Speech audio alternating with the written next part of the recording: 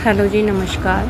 तो मैं आप सबसे एक बात शेयर करना चाहती हूँ कि जो हमने शॉप ली है ढांगू में, उसके सामने जो भी कचरा था इकट्ठा किया हुआ है, अब पता नहीं किसने किया हुआ था, वो हमने कल का क्लीन करवा दिया हुआ है। ठीक है, अब क्लीन हो चुका है। ठीक है, तो मेरी बस यही रिक्वेस्ट है कि आगे से यहाँ कचरा कोई ना फेंके, क्योंकि अभी तो हमारी शॉप खुली नहीं है। ठीक है, कल को कोई ये एलिगेशन ना लगाएं कि इनकी शॉप खुली है तो यही कचरा फेंकते हैं, क्योंकि ये हमारी शॉप के एकदम सामने इकट्ठा किया हुआ है कचरा। ठीक है, तो ये इसलिए मैं आपको पहले ही वीडियो बना के दिखा रही हूँ कि ये हमारी शॉप खुलने से पहले भी यहाँ कचरा इकट्ठा होता है।